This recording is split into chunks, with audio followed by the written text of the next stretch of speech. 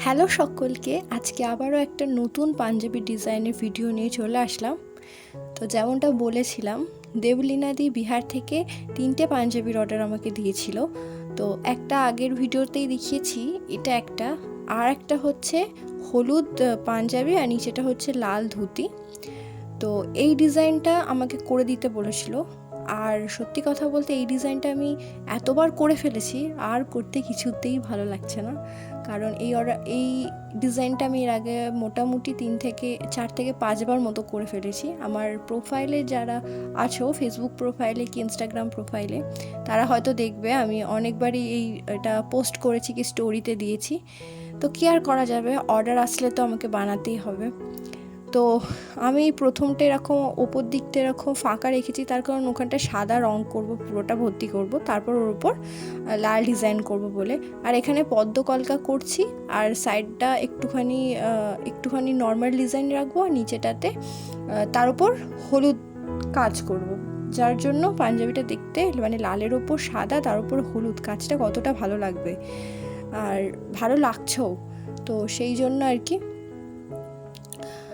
তো তোমরা যারা যারা আমাকে এখনও ফেসবুকে ফলো করোনি অথবা ইনস্টাগ্রামে ফলো করোনি, ঝটপট যাও আমার পেজে। আমি অ্যাবাউটে আমার পেজের লিঙ্ক আর ইনস্টাগ্রামের লিঙ্ক দিয়ে দিচ্ছি, তোমরা ঝটপট গিয়ে ওখানে আমাকে ফলো করে নাও। আর তোমরা যারা যারা আমাকে অর্ডার দিতে চাইছো, তারা অবশ্যই হয় আমাকে ফেসবুকে মেসেজ করতে পারো, ইনস্টাগ্রামেও মেসেজ করতে পারো, বেশি ভালো হবে আমার হোয়াটসঅ্যাপ নাম্বারে হোয়াটসঅ্যাপ করো। আর এই যে দেখো, আমি এখানটা ভর্তি করে নিচ্ছি, খালি যতটা শুকাতে সময় লাগে। এই কাজটা এমনটাও আহামরি কিছু নয় যে অনেকক্ষণ সময় লাগবে, খালি শুকাতেই যতটা সময় লাগে, ঠিক আছে। তো আমি যতক্ষণ এই ওপরের ডিজাইনটা শুকাচ্ছে ততক্ষণ আমি বাকি ডিজাইনটা করে নিচ্ছি। এবার শুকিয়ে গেলে তারপর আমি এর ওপর হলুদের কাজটা করব, তারপর আমি ওই যে ভরাট সাদা জায়গাটা আছে ওখানটাতে নকশা করব। আর তোমরা অনেককেই আমাকে জিজ্ঞাসা করেছো যে দিদি তুমি কি তুলি ব্যবহার করো। তো আমি 000 তুলি ব্যবহার করি, আর ফেব্রিক কালার ইউজ করি। আর সবথেকে বড় কথা হচ্ছে, আমি যে পাঞ্জাবিতে কাজগুলো করি অথবা যে কোনো ক্লথ আইটেম, যে কোনো সুতির জিনিসের সুতির কাপড়ের ওপর কাজ করতে গেলেই কি করতে হবে, জল না মিশিয়ে কাজ করতে হবে। এবার সবাই বলবে যে জল না মেশালে তো আমি তুলি টানতে পারবো না। অবশ্যই হ্যাঁ, তার জন্য মিডিয়াম ব্যবহার করতে পারো।